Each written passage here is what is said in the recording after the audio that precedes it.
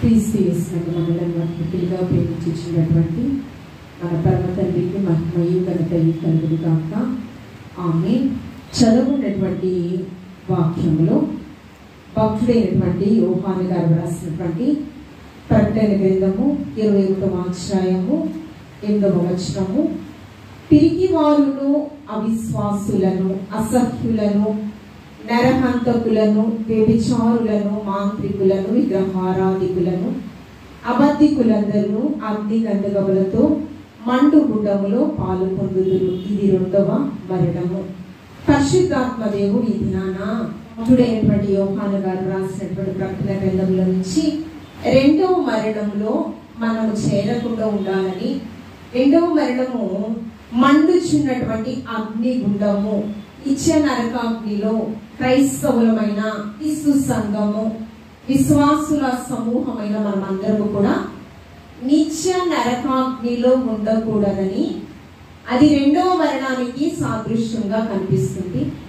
ఆ 2వ మరణంలో ఎవరుంటారంట? అవిశ్వాసులు. ఆల్రెడీ మొదటి వాక్యము చెప్పడం జరిగింది, పిరికి వారు. మనకి ఏది ఉండకూడదంటే దేవుని యొక్క ప్రేమయు శక్తియు, విగ్రహ శక్తి ఎక్కువ అంటారు కదా, దేన్నైనా ధైర్యంగా ఎదుర్కొంటారు వారు. పిరికితనము కలిగినటువంటి ఆత్మను దేవాది దేవుడు మనకి ఇవ్వలేదు. ఇంద్రియ నిగ్రహము కలిగినటువంటి ఆత్మను దేవాది దేవుడు. ఈ పిరికితనం ఉన్నటువంటి వారంట ఎక్కడికి వెళ్తారు? 2వ మరణానికి, నిత్య నరకానికి. అది అంత భయంకరమైన పాపమా? అవును.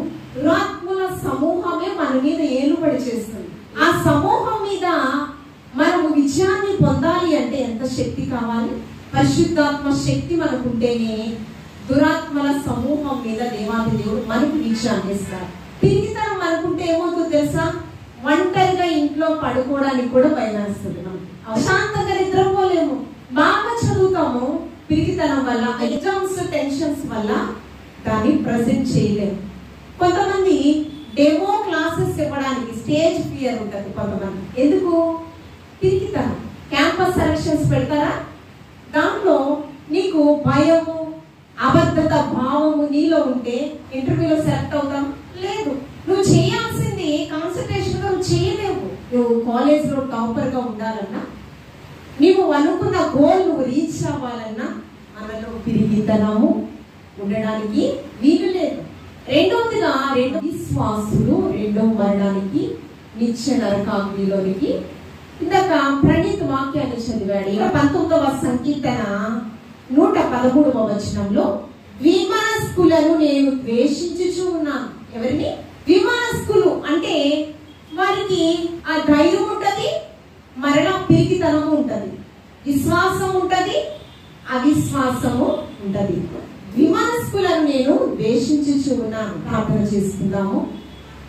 ప్రేమ నమ్మకం కలిగిన మా కన్న తండ్రి, నీకు స్తోత్రం. వాక్యమై ఉన్న దేవా, నాతో మాతో సూటిగా మీరు మాట్లాడండి. వాక్యానుసారమైన జీవితం దయచేయండి ప్రభువా. నీ ప్రియ బిడ్డలలో ఎటువంటి అవిశ్వాసపు పొరలు లేకుండా విశ్వాసతలో చిగురింపచేయండి ప్రభువా. విశ్వాస పరులు ప్రభువా ఇహమందు ఆశీర్వదింపబడతారు, పరలోకాన్ని స్వతంత్రించుకుంటారు. అటువంటి స్థితిలో నీ ప్రియ బిడ్డలను అక్కడి పాల్గొన్నటువంటి పట్టణస్థులందరినీ మీరు సిద్ధపరచమని క్రీస్తు పరిశుద్ధ నామంలో అడిగి వేడుకొని ప్రార్థించున్నాము తండ్రి. ఆమేన్. అవిశ్వాసము అంటే విశ్వాసము లేకపోవడం. యేసుక్రీస్తు ప్రభువారు చాలా స్పష్టంగా మనము వంటతో చేసుకునేటువంటి చాలా చిన్నది ఆహారం సిద్ధపరచుకునే దానిలో అన్నిటికంటే చాలా సూక్ష్మమైనది ఏంటి? ఆవగింజ కదా. ఆవగింజంత విశ్వాసం నీలో ఉంటే గనక కొండను ఇక్కడి నుంచి అక్కడికి వెళ్ళమంటే, ఆవగింజంత విశ్వాసం నీలో ఉన్నట్లయితే కొండలను పెగిలించగలిగే శక్తిని దేవాది దేవుడు మత్తయి సువార్త 17వ అధ్యాయము 20వ వచనం తీనవసరం లేదు. సోమరి చీమల ఎద్దుకు వెళ్ళము, వాటి చాడ తెలుసుకోవాలన్న. మనకి ఇప్పుడు వర్షాకాలం, తర్వాత ఏమొస్తుంది? శీతాకాలం. అవునా? ఆల్రెడీ ఎండాకాలం అయిపోయింది కదా. చలికాలం, వర్షాకాలం, శీతాకాలం, ఎండాకాలం, 4 కాలాలు కదా. ఈ యొక్క ఎండాకాలంలో అంట ఈ యొక్క చీమలు సిద్ధపరచుకుంటాయి. చీమ ఒంటరిగా ఒక చోటే ఉండడం ఎక్కడైనా చూసారా? దాని పరిసర ప్రాంతాలలో ఒక 10 చీమలు ఉంటాయి. అమ్మ పోపు డబ్బాలో, వంటగదిలో ఆ యొక్క తాలింపు దినుసులు కావచ్చు, వంట పాత్రల సామాగ్రి కావచ్చు, వాటిని పోపు డబ్బాలు చాలా స్ట్రాంగ్ గా బిగిస్తారు కదా. అయినా చిన్న స్వల్ప గాలి ఎక్కడ తనకు దొరుకుతుందో తెలియదు కానీ ప్లేస్ పోపు డబ్బాలలో కూడా చీమలు, అంటే దానికి ఆ చిన్న ప్లేస్ చాలు. మహా జ్ఞానవంతుడు ఏమంటున్నాడు?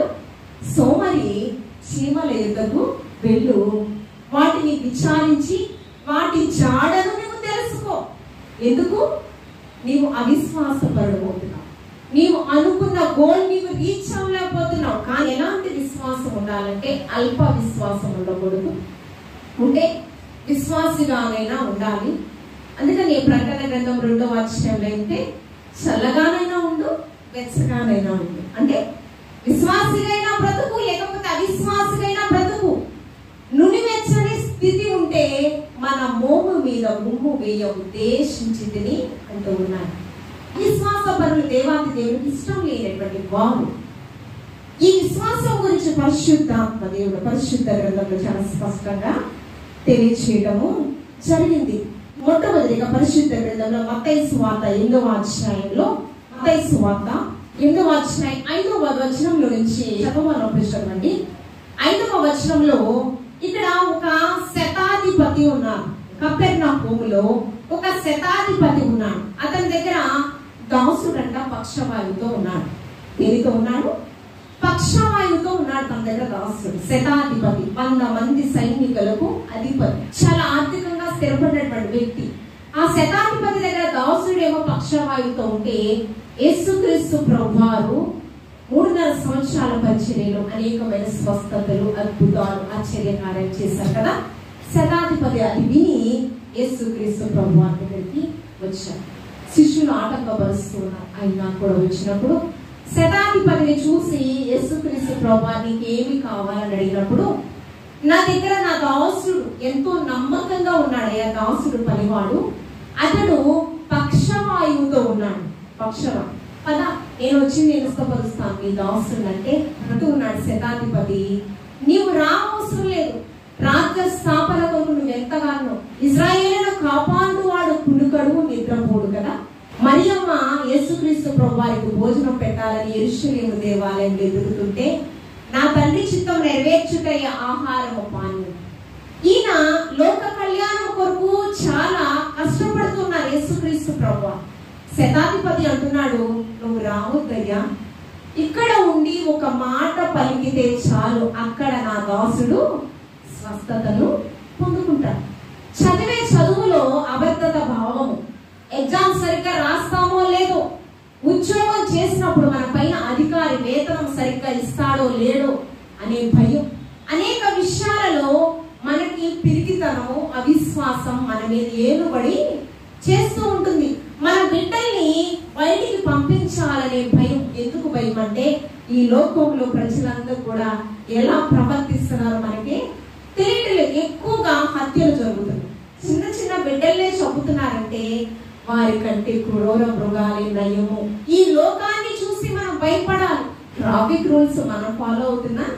మన నుంచి వెనకాల నుంచి వచ్చేవాడు ఫాలో అవ్వాలని రూల్ ఉందా? లేదు. భయం లేని జీవితము, భక్తి లేని జీవితం, మనుష్యులు లోక పోకడల గురించి ఇష్టానుసారంగా నియమ నిబంధనలు లేని జీవితము వారు బ్రతుకుతూ ఉన్నారు. కాబట్టి మనం ఏం చేయాలి? భయపడాలి. దేవునికి మనం భయపడి లోకంలో బ్రతకాలి. భయభక్తులు కలిగి ఉండుటయే జ్ఞానానికి మూలము. భయభక్తులు కలిగి ఉన్నట్లయితే మనకి ఏమిస్తాడంట? దీర్ఘాయుష్యం ఇస్తాడంట. ఏమిస్తాడు? దీర్ఘాయుష్యం మనం పొందుకోవాలంటే మనలో ఏముండాలంట?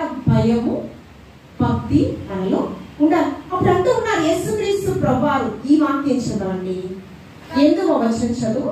శతాధిపతి, ప్రభువా, నీవు నా ఇంటిలోనికి వచ్చుటకు నేను పాత్రుడను కాను, నీవు మాట మాత్రము సెలవివ్వు, అప్పుడు నా దాసుడు స్వస్థపరచబడును. 10వ వచనం చదువు. ఇప్పుడు యేసు మాట విని ఆశ్చర్యపడి వెంట వచ్చి చిన్న వారిని చూచి ఇశ్రాయేలులలో నేనెవరికైనాను ఇంత విశ్వాసము ఉన్నట్లు చూడలేదని నిశ్చయముగా నీతో ఆ విశ్వాసాన్ని బట్టి దేవాది దేవుడు ఆశ్చర్యపడ్డాడంట. ఆ విశ్వాసం ఇశ్రాయేలు ప్రజలలో ఇంతటి విశ్వాసము నేనెవరిలో కూడా చూడలేదయ్యా అంటూ ఉన్నాడు. చూడండి మత్తయి సువార్త 15వ అధ్యాయం. కానాను స్త్రీ తన కుమార్తె దెయ్యముతో బాధింపబడుచుంది. యేసుక్రీస్తు ప్రభువారు సత్య సువార్తను ప్రకటిస్తూ ఉన్నప్పుడు మత్తయి సువార్త 1వ అధ్యాయం 1వ వచనం ఏంటి? అబ్రహాము కుమారుడకు దావీదు కుమారుడైన యేసుక్రీస్తు వంశావళి. అంటే ఎన్ని తరాలు? 42 తరాలు. ఎక్కడి నుంచి మొదలు పెడుతుంది? తన పితరుడైనటువంటి యెషయి మొద్దు నుండి చిగురు పుట్టెను, ఆ చిగురే లోకరక్షకుడైన యేసుక్రీస్తు ప్రభువారు. దావీదు కుమారుడు అయినటువంటి యేసుక్రీస్తు ప్రభువారని ఎంత సంబోధిస్తుందంటే తన పితరుల గురించినటువంటి వాక్కులు ప్రవచనాలు ఆమె తెలుసుకుంది. ఆమె అంటుంది, దావీదు కుమారుడా నన్ను కరుణించు, నా కుమార్తె దెయ్యముతో బాధింపబడుచుందయ్యా అని అంటే యేసుక్రీస్తు ప్రభువారు నేను ఇశ్రాయేలు ప్రజల కొరకు పంపబడితేనే కానీ మరి ఎవరి కొరకు నేను పంపబడలేదు. ఇందాకేం చదివా? ఆశ్చర్యపట్టి శతాధిని బట్టి ఇశ్రాయేలు ప్రజలలో అంటే నా కుటుంబ సభ్యులలో ఇంత విశ్వాసాన్ని నేను చూడలేదన్న. ఇప్పుడేమంటున్నాడు? ఇశ్రాయేలు ప్రజల కొరకు మాత్రమే నేను పంపబడి ఉన్నాను కానీ మరి ఎవరి కొరకు నేను పంపబడలేదు అంటూ ఉన్నాడు. అంతేకాకుండా ఆ కింద వచనాలలో నా పిల్లలకు ఇచ్చేటటువంటి రొట్టె ముక్కలను కుక్క పిల్లలకు ఇవ్వడము అది ఉత్తమా అంటూ ఉన్నాడు. అంటే ఆమె విశ్వాస పరిమాణాన్ని దేవాది దేవుడు పరీక్షిస్తూ ఉన్నాడు. 10 మంది కృష్ణవ్యాధిగ్రస్తులుంటే యేసుక్రీస్తు ప్రభువారి దగ్గరకు వచ్చి జనసమూహమే స్వస్థతల కొరకు వచ్చారు. అయితే 10 మంది స్వస్థతలు పొందుకున్నారు. ముక్క కుష్టి వ్యాధిగ్రస్తుడే దేవాది దేవునికి మరలా వచ్చి కృతజ్ఞత చెల్లించారు. అవకాశవాదులు దాని కొరకే వచ్చారు, అది తీరిన తర్వాత వెళ్ళిపోయారు కదా. కుక్కకున్న సాధుత్వము, కుక్కకున్న విశ్వాసము నేటి దినాలలో మనుషులలో ఉండడం లేదు. దాన్నేమి సాధు జీవనటువంటి దాన్నేమి తక్కువ చేయడం లేదు. కానీ ఇక్కడ అజ్ఞానంలో ఉన్నటువంటి మనుషులకు మాత్రం ఏంటి ఈ వ్యక్తిని ఈ స్త్రీని అంతగా తక్కువ చేసి మాట్లాడారు అనుకుంటారు. కానీ వెంటనే ఈ యొక్క కానాను స్త్రీ ఏమందో తెలుసా? అవును ప్రభువా, యజమానుడు పళ్ళ మీద ఆ యజమానుడు తినగా పడిపోయిన రొట్టె ముక్కలను ఏరుకుని ఆ సాధు జీవినటువంటి కుక్కలు తింటాయి కదా ప్రభువా. తనను తాను తగ్గించుకోవడం జరిగింది. ఆ విశ్వాసం చూస్తే యేసుక్రీస్తు ప్రభువారు అమ్మా నీ విశ్వాసము చాలా గొప్పది. చదువమ్మ ఈ వాక్యము స్వాత 15వ అధ్యాయము 8వ వచనం. అందుకు యేసు అమ్మా నీ విశ్వాసము గొప్పది, నీవు కోరినట్టే నీకు అవునుగాక అని ఆమెతో చెప్పాను. ఆ గడియలోని ఆయన కుమార్తె స్వస్థతను ఏమంటూ ఉన్నాడు? విశ్వాస పరీక్షలో ఆమె గెలిచింది. దాన్ని బట్టి ఈ విశ్వాసము గొప్పది. వెంటనే స్వస్థత కార్యము ఆమె చూసింది. యేసుక్రీస్తు ప్రభువారు 3.5 సంవత్సరాల పరిచర్యలో 12 మంది శిష్యులను ఏర్పాటు చేసుకుని ఉన్నారు కదా.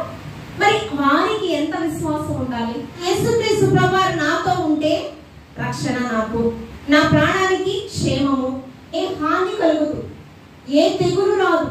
ఈ యేసుక్రీస్తు ప్రభువారు ఒక మారు గలిలయ తీరమందు ఈ యొక్క శిష్యులు ఓడలో ప్రయాణం చేస్తూ ఉన్నారు.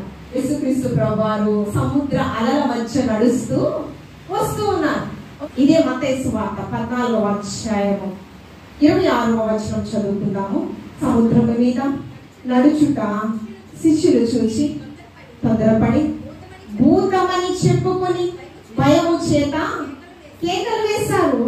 వెంటనే యేసు ధైర్యము తెచ్చుకొనుడి, నేనే, భయపడకుడని వారితో చెప్పగా పేతురు ప్రభువా నీవే అయితే నీళ్ల మీద నడిచి నీ వద్దకు వచ్చుటకు నాకు సెలవీయమని ఆయన అడిగాను. ఆయన రమ్మనగానే పేతురు దోణి దిగి యేసు వద్దకు వెళ్ళుటకు నీళ్ల మీద నడుచును గాని గాలిని చూచి అవిశ్వాసం వచ్చి, అభద్రత భావం వచ్చి, పిరికితనం వచ్చి ఆ భయము చేత మునిగిపోసాగి ప్రభువా నన్ను కరుణించమని రక్షించమని కేకలు వేసెను. వెంటనే యేసు చెయ్యి చాపి అతన్ని పట్టుకుని, అల్ప విశ్వాసి ఎందుకు సందేహపడితవని అతనితో యేసుక్రీస్తు ప్రభువారు చూచారు. ప్రభా, ఆ శక్తిని నాకు కూడా ఇవ్వు, నేను నడుస్తాను, నిజంగా నీవే అయితే అన్నాడు. ఆ నడుమన్నాడు. నడిచిన తర్వాత కొద్ది దూరం వెళ్ళిన తర్వాత ఎందుకో నిజంగా నేనే నడుస్తున్నానా, నిజంగా నీళ్ళ మీదే నడుస్తున్నానా అని తనకి వచ్చింది. భయం వచ్చి, అవిశ్వాసం వచ్చి, పిరికితనం వచ్చి నీటిలో మునిగిపోతూ ఉన్నాడు. అక్కడ ఏమంటూ ఉన్నాడు? శిష్యులను చూసి అల్ప విశ్వాసం ఎందుకు అంటూ ఉన్నాడు. కానీ ఒక విశ్వాసిని చూసి, శతాధిపతిని చూసి ఆ విశ్వాసాన్ని బట్టి ఆశ్చర్యపడ్డాడు.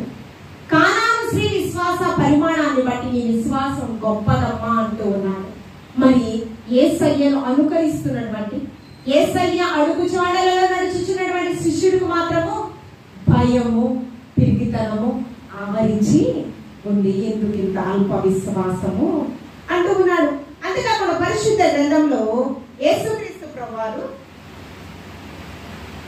యేసుక్రీస్తు ప్రభువారు ముందుగానే ఆయన మరణంపై అధికారం నాకుంది, నేను చనిపోయి పునరుత్థానుడై తిరిగి లేస్తాను అని చెప్పారు. దానికి సూచక క్రియగా మరియా మార్తల సహోదరుడైనటువంటి లాజరు 4 దినాలు పార్థివ దేహము సమాధిలో ఉందా, 4 దినాలు సమాధిలో ఆ శవము కంపు కొట్టుచు ఉంది. మార్త అంటుంది, అయ్యా నీవున్నట్లయితే ఇలా జరిగేది కాదు అంటూ ఉంది. యేసుక్రీస్తు ప్రభు, నీవున్నట్లయితే నా సహోదరుడు బ్రతికేవాడు అంటున్నాడు. చనిపోయాడు, 4 దినాలు అయిపోయినప్పటికీ ఎందుకు ఇంత అల్ప విశ్వాసం మార్త? నీవు నిజంగా విశ్వసించినట్లయితే దేవుని యొక్క మహిమను నీవు చూస్తావు మార్త. నా యందు విశ్వాసం ఉంచినట్లయితే చనిపోయిన వాడు బ్రతుకును, బ్రతికిన వాడు మరి ఎన్నటికీ చనిపోడు. లాజరు లేచినమ్మనగానే ప్రేత వస్త్రాలతో 4 దినాల నుంచి సమాధిలో ఉన్నటువంటి లాజరు తిరిగి పునరుత్థానానికి ముందుగానే సూచక క్రియ ఆయన చేశారు. యేసుక్రీస్తు ప్రభువారు ఎలాగ సమాధిలో నుంచి మరణాన్ని జయించి ఆయన 3వ దినాన తిరిగి లేస్తారో అది ముందుగానే ఆయన శరీరధారిగా ఉన్నప్పుడే లాజరు పట్ల సూచక క్రియ చేశాడు. యేసుక్రీస్తు ప్రభువారిని సిలువకు అప్పచెప్పిన తర్వాత పేతురు ముమ్మారు ఈయనెవరో నాకు తెలియదని మొక్కాడు. ఇస్కరియోతు యూదా ముద్దు పెట్టుకుని 30 వెండి నాణ్యాలు యేసుక్రీస్తు ప్రభువారిని అమ్మి వేశారు. అందరూ పారిపోయారు శిష్యులందరూ. కానీ ఒక ప్రకటన గ్రంథాన్ని రాసినటువంటి యోహాను సువార్త, 3 యోహాను పత్రికలు రాసినటువంటి జబదయ కుమారుడు యోహాను, పరలోకాన్ని చూసినటువంటి ఈ యోహాను మాత్రమే యేసయ్య శిలువ శ్రమల మధ్య తోడుగా నిలిచాడు. యేసుక్రీస్తు ప్రభువారు చనిపోయాడు, ఇక రాను అని చెప్పి ఆ విశ్వాసంతో పేతురు తన వ్యాపారం ఏం చేసేవాడు? ఇంతకు ముందు పేతురు యేసుక్రీస్తు ప్రభువాన్ని వెంబడించక ముందు తను ఏం చేసేవాడు? అమ్మా, చాలని చేపలు పట్టే చాలని. నీవు చేపలు పట్టే చాలరుగా ఉండకూడదయ్యా, మనుషులను పట్టే చాలరుగా నీవు ఉండాలి అని నన్ను వెంబడించమనగానే దేవుని యొక్క మాటకు లోపడ్డాడు కదా. ఇక్కడ మరలా అవిశ్వాసం వచ్చి చనిపోయారు యేసుక్రీస్తు ప్రభువారు. మరలా సువార్త ప్రకటిస్తే పరలోకాధికారి అంతటి క్రీస్తుకే శిలువ శిక్ష పడింది, మరి మాలాంటి వారికి ఏం చేస్తారో అని భయపడిపోయి మరలా ఎక్కడికి వెళ్ళిపోయాడు? పాత జీవితంలోకి. సువార్త సేవ ప్రకటించవలసినటువంటి పేతురు ఏం చేశాడు? మరలా చేపలు పట్టుకోవడానికి వల తీసుకుని వెళ్తున్నాడు. 40 దినాలు శిష్యులకు యేసయ్య ప్రత్యక్షతను కనపరుచుకున్నారు. మొదటి ప్రత్యక్షత దెయ్యముల నుంచి విడుదల పొందిన మగ్దలేని మరియా పొందుకుంది. మగ్దలేని మరియే వెళ్లి శిష్యులకు చెప్పింది, యేసుక్రీస్తు ప్రభువారు సమాధిలో లేరు, ఆయన తిరిగి లేచి ఉన్నాడు కదా. ఎవరు నమ్మలేదు. 40 దినాలు శిష్యులకు కనపరుచుకున్నారు. ఆ మేడగదిలో కూడా స్త్రీలు శిష్యులు ప్రార్థన చేస్తూ ఉన్నారు. అక్కడ మేడగదిలో కూడా కొంతమంది శిష్యులకు ఆయన ప్రత్యక్షతను కనపరుచుకోవడం జరిగింది. ఆయన పునరుత్థానుడై తిరిగి లేచాడంటే తోమా నమ్మడం లేదు. తోమా ఏమంటున్నాడో తెలుసా? నేను నమ్మను. ఆయన గాయాలను నేను తాకితే తప్ప ఆయన తిరిగి లేచాడని నేను నమ్మను, విశ్వసించను అంటూ ఉన్నారు. అప్పుడు యేసుక్రీస్తు ప్రభువారు అంటూ ఉన్నారు, యోహాను సువార్త 20వ అధ్యాయము 26, 27 వచనాలు. 8 దినములైన తరువాత ఆయన శిష్యులు మరలా లోపల ఉన్నప్పుడు తోమా వారితో కూడా ఉండిను. తలుపులు మూయబడి ఉండగా యేసు వచ్చి మధ్యను నిలిచి మీకు సమాధానం కలుగును గాక అనిను. తోమాను చూచి నీ వ్రేళ్ళు ఇటు చాచి నా చేతులు చూడుము, నీ చేయి చాచి నా ప్రక్కలో ఉన్నటువంటి గాయములను తాకుము. అవిశ్వాసివి కాక విశ్వాసివి కమ్ము. ఎందుకు ఇంత అల్ప విశ్వాసము తోమా? చూచి నమ్మిన వారి కంటే చూడక నమ్మిన వారు ధన్యులు తోమా అంటూ ఉన్నాడు. మనం ఎన్ని కార్యాలు చూస్తుంటాం. సువార్త సేవా సంఘంలో ఇంతకు ముందు తినడానికి తిండి లేని పరిస్థితులు, ఇంతకు ముందు ఎన్నో సాక్ష్యాలు, పూరి గుడిసెలు కదా. కానీ ఆ సమయంలోనే విస్తారంగా దేవుని యొక్క పరిచర్యలో సమర్పణతో పాలుభాగస్తులయ్యారు. నమ్మకమైన వారికి మెండు దీవెనలు కలుగును. యేసయ్య దగ్గర కార్యారంభము కంటే కార్యాంతమే గొప్పది. నీవు యేసుక్రీస్తు ప్రభువాన్ని సొంత రక్షకుడిగా అంగీకరించిన ప్రారంభ దినాలలో సమర్పణతో అక్కడ మేడ లేదు, మిద్దె లేదు, పూరే గుడిసెలోనే ఒక పాకలోనే చాప మీదే సమర్పణతో మోకాళ్ళ ప్రార్థనతో భక్తి శ్రద్ధలతో ప్రభుని ఆరాధన చేస్తే నీ నమ్మకత్వాన్ని చూసి దేవాది దేవుడు అంచెలంచెలుగా నేను ఫలాభివృద్ధిలోనికి నడిపించాను. ఇప్పుడు పూరే గుడిసెలు ఎవరికైనా ఉన్నాయా? ఎవ్వరికి లేవు. అందరికి మిద్దెలు, అందరూ కాలినడకలో ప్రయాణం చేయడం లేదు. ఇంతకు ముందు వాహనాలు, సైకిళ్ళు, ఇప్పుడు ఏంటి? బైక్లు ఇచ్చాడు, స్కూటీలు ఇచ్చాడు, కార్లు ఇచ్చాడు. ఏమండి, ఏది అనుకుంటే ఏది నాకు కావాలి ప్రభు అంటే సంతుష్టి సహితమైన భక్తి గొప్ప లాభసాధికం అంటారు. మనల్ని సమృద్ధిలోనికి నడిపించాడు, ఆస్తికర్తలుగా చేశాడు దేవాతి దేవుడు. ఆస్తికర్తలుగా చేసి ఇంత ఆశీర్వాదాలు మనకు దయచేస్తే దేవాతి దేవుడు ఇప్పుడేమవుతుంది? మోకాళ్ళ ప్రార్థన లేదు అండి. మోకాళ్ళ ప్రార్థన ఉందా? మోకాళ్ళ ప్రార్థన లేదు. ఏదో భక్తి సన్నగిలింది అంటే అన్ని ఇచ్చిన తరువాత దేవదేవుణ్ణి మనము విడిచిపెడుతున్నాం. మనలో ఏమీ లేదంటే విశ్వాసం లేదు, సమర్పణ లేదు. మారు మనస్సు లేని 99 మంది నీతిమంతుల కంటే మారు మనస్సు కలిగినటువంటి ఒక్క పాపిని పట్ల దేవాతి దేవుడు చాలా సంతోషిస్తాడు. ఏముంటారు? మారు మనస్సు లేని 99 మంది నీతిమంతుల కంటే మారు మనస్సు కలిగినటువంటి ఒక పాపి పట్ల యేసుక్రీస్తు ప్రభువారు చాలా మనకి ఏమైంది? అట్లీస్ట్ దేవుని సన్నిధి అంటే సమర్పణలు. తప్పులు అందరి జీవితాలలో ఉంటాయి కదా. తప్పులు ఒకరి గురించి జడ్జిమెంట్ చేసే స్థితి ఎవ్వరికి లేదు. కానీ దేవుని విషయములలో ఎంత మనము దేవుని విషయం నేను పర్ఫెక్ట్, దేవుని సేవ విషయం నేను పర్ఫెక్ట్.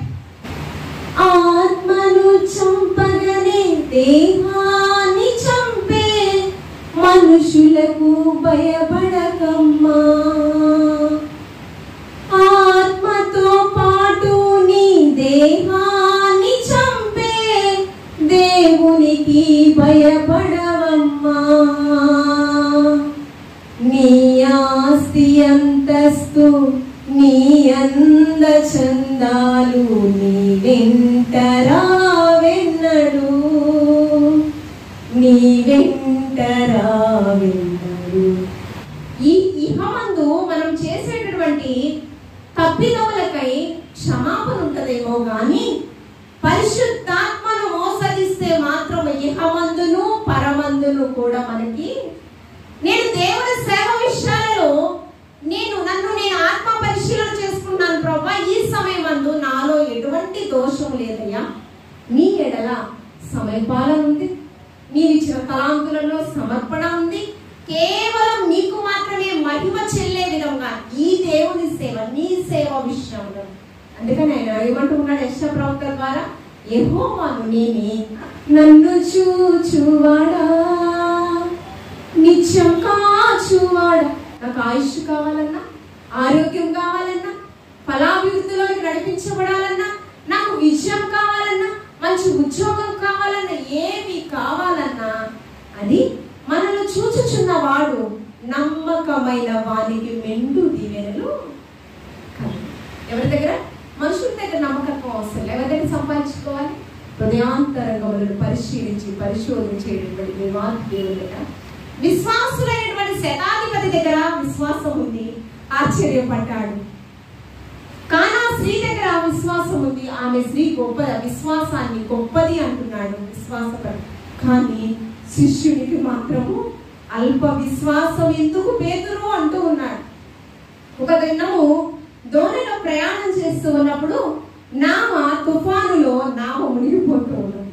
నా యేసయ్య నాతో ఉండగా నాకెందుకు భయం అని అనుకోవాలా పేతురు? కానీ ఓడలో మునిగిపోతున్నాను, నీకు చింత లేదా ప్రభువా అంటున్నాను. అప్పుడు కూడా యేసుక్రీస్తు ప్రభువారు పేతురుని ఏమన్నాడు తెలుసా? ఎందుకు ఇంత అల్ప విశ్వాసం? ఎందుకంటే సృష్టి యేసయ్య మాటకు లోబడుతుంది. ఏమండి లోబడిందా?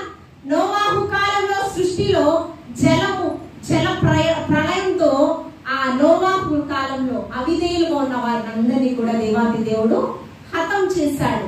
సృష్టిలో పంచభూతాలలో అగ్ని, సుధమ గుమర పట్టణాసనాలను అగ్ని గంధకాలతో దహించి వేశాడా? జలచర జీవరాశులు, సృష్టిలో ఉన్న ఆకాశ నక్షత్రములు, ఆకాశము సింహాసనము, భూమి పాదపీఠము కదా, అవునా? సృష్టిలో ఉన్న మోగ జీవులు కూడా దేవుని యొక్క మాటకు లోబడుచు, తిమింగళము దేవుని యొక్క మాటకు లోబడింది. సముద్రము నిమ్మళపరచబడింది దేవుని యొక్క మాటకు. ఏంటండి? చేప కడుపులో 3 దినాలు సురక్షితంగా ఉన్నాడు. ఎందుకు?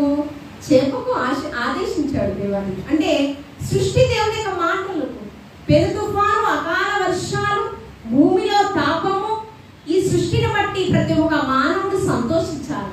సృష్టి ఏమో దేవుని మాటకు లోబడుతుంది, ఆయన పోలికలో సృజించబడినటువంటి మానవుడు మాత్రము ఆయన మాటకు. అందుకే ప్రారంభంలో ఏమన్నాడు? ఆదికాండం 6వ అధ్యాయం, మనుషులు నా పోలికలో నా స్వారూప్యమందు నేను ఎందుకు నిర్మించుకుని ఉన్నానని దేవాది దేవుడు హృదయంలో సంతాపం వ్యక్తపరుస్తూ ఉన్నాడు. మనలో ఏముండకూడదంట? రెండవ మరణానికి ఎవరు పాలుభాగస్తులు అవుతారు? అవిశ్వాసము మనలో ఉండకూడదు. బ్రతికినంత కాలము బాగానే బ్రతుకుతూ ఉన్నాము. కార్యారంభం కంటే కార్యాంతమే గొప్పది. కార్యాంతం, ఈ దినమే నా జీవితం అయితే, ఈ దినమే నాకు మరణం అయితే, రేపటి దినం మనది కాకపోతే నిజంగా నీ సన్నిధిలో ధైర్యంగా నిన్ను ఎదుర్కొనేటటువంటి ధైర్యం నాకు ఉంది ప్రభు అని మనం చెప్పగలగాలి. ఏంటి? మంచి మంచి గొప్ప గొప్ప ధనవంతులు, కోటీశ్వరులు, ఆరోగ్యం కొరకు ప్రయాసపడే వారే రేపటి దినము కనుమరుగైపోతున్నారు. ఏమంటే చార్లీ క్రిక్ గారు ఏంటి? నిజమే కదా. మొన్నటి దినం 3 రోజుల కిందట అమెరికా దేశంలో యవనస్తులను ప్రభు వైపు ప్రభావితం చేసేటటువంటి చార్లీ క్రిక్ గారు ఏమయ్యారు? ఏంటి? హతసాక్షుడయ్యారు. ఏమండి? అనేక మంది క్రీస్తుకు విరోధులైనటువంటి వారు, అసూయపరులు ఏం చేశారు? దైవజనుడేంటి ఇక యవనస్తుడైనటువంటి అభిషక్తుడిని కాల్చి చంపడం. అతనికి తెలుసు నిరీక్షణ. ప్రవీణ్ పగడాల అన్నగారు, ఆయనకి తెలుసు నన్ను చాలా మంది చంపడానికి చూస్తున్నారని, అయినా కూడా రోషముతో దేవుని యొక్క వాక్యాన్ని ఈ రోజుల్లో ఎవరు కావాలంటే అపోస్తలుడైన పౌలు గారు తిమోతితో అంటూ ఉన్నాడు, బుద్ధి చెప్పువాడు, ఖండించువాడు, ఏమంటే క్రమంలో నడిపించువాడు కావాలి. వారిని వారు గణపరచుకోవడానికి నాకు గౌరవిస్తే చాలు అనుకోకూడదు. ఈ భూమి మీద నివసించినటువంటి ప్రతి ఒక్క క్రైస్తవుడు కూడా దేవుడికి లెక్కప్ప చెప్పాలి. దైవజనులు కావచ్చు, దైవజనుల కుటుంబం కావచ్చు, సంఘ పెద్దలు కావచ్చు, సంఘ విశ్వాసులు కావచ్చు, దైవజనుడు కాదు లెక్క చెప్పాల్సింది ఎవరికి? దేవుడికి. ఇవి ఎవరి సంఘాలంటే క్రీస్తు సంఘాలు. ఇది నా సంఘము, క్రీస్తు సంఘాలు ఇవి. ఆయనకి కాబట్టి ఈ దినాలలో రోషము కలిగిన వారు కావాలి. ఈ దినము నేను సన్నిధిలో నిద్రిస్తే నా కోసం ఒక మంచి స్థలం ఒకటి ఉంది. అది ఎక్కడ? పరలోకం. ఆ పరలోకంలో నేను నడిచే బాట కూడా ఎలా ఉందంటే బంగారపు దారులు. బంగారపు దారుల్లో నేను నడుస్తాను. బంగారంతో పొడమి వేసిన స్థలాన్ని నేను పొందుకుంటాను. అక్కడ ఏడుపు ఉండదు, కన్నీరు ఉండదు, వేదనకరమైన పరిస్థితులు అసలే ఉండవు. ఈ విశ్వాసం మనలో లేకపోతే మనకి అవిశ్వాస పనులు ఎక్కడుంటామో రెండవ మరణానికి సాదృశ్యమైనటువంటి నిత్య నరకాగ్నిలో ధనవంతుడు ఉన్నాడు, మళమళ మాడిపోచ్చు ఉన్నాడు. అక్కడ అబ్రహామును పిలుస్తూ ఉన్నాడు, అబ్రహామా ఈ వేడి తాపమని తట్టుకోలేకపోతున్నాను, నీ కుమారుడైనటువంటి లాజరును పంపించి చిటికెల వేలతో కొన్ని చుక్కలు నీటి నాకు ఇప్పించయ్యా అంటూ ఉన్నాడు. అయ్యా నాకు ఒక సమయం ఇవ్వు, నా ఇంటి వారికి నేను చక్క పెట్టుకుంటాను, ఇలాగ నరక యాతన నా గృహ సభ్యులు పడకూడదయ్యా, నాకు ఒక అవకాశం ఇయ్యని నరకంలో విజ్ఞాపన చేస్తున్నాడు ధనవంతుడు. మనం కూడా వద్దండి, ఎక్కడున్నా శాశ్వతమైన ఆనందం పొందుకుంటాం. మనము ఇహమందును పరమందును ధన్యులుగా అవిశ్వాసం నుంచి తొలగింపబడి విశ్వాసములతో ఫలాభివృద్ధిలో మనం పొందుతూ దేవాది దేవుడికి సాక్షులంగా ఈ లోకంలో జీవితం. దేవాది దేవుడి మాటలు మనందరి వెంకిలో బహుగా ఫలించి ఆశీర్వదించునుగాక. ఆమె పరిశుద్ధురాని పొందినాను ప్రభా. చూపు ద్వారా, మాట ద్వారా, తలపు ద్వారా, క్రియ ద్వారా ఏమైనా అవిశ్వాసపు ఆలోచనలు ఉన్నాయేమో మాలో దయతో తీసివేయండి ప్రభా. మన మనోనేత్రాలు వెలిగించండి ప్రభా. నీకు స్తోత్రం. ఇహలోక మాలిన్యం అంటకుండా నీకు ఇష్టలుగా జీవిస్తూ మమ్మల్ని మేము పవిత్రపరచుకుంటూ ప్రభా నీకు స్తోత్రం. కార్యాంతం వరకు నీవు రెండవ రాకడలో వచ్చే వరకు మా మరణ పర్యాంతం వరకు విశ్వాసతలో చివరింపచేయండి ప్రభా. యోగుకి ఇచ్చినటువంటి విశ్వాసము నాకు మాకు దయచేయండి. యోగుకి ఇచ్చినటువంటి విశ్వాస పరీక్షలో విజయాన్ని పొందడాన్ని బట్టి 2 పాళ్ళు ఆశీర్వాదం పొందుకున్నాడు ప్రభా. మేము కూడా 2 పాళ్ళ ఆశీర్వాదం ఇహమందును పరమందును పొందుకునేటువంటి ధన్యతలోనికి మీ ప్రియబిడ్డలను అక్కయ్యపాలెం పట్టణంలో ఉన్న ప్రతి ఒక్కరిని మీరు సిద్ధపరచమని క్రీస్తు పరిశుద్ధ నామంలో అడిగి వేడుకుని ప్రార్థించుచున్నాము తండ్రి. ఆమేన్.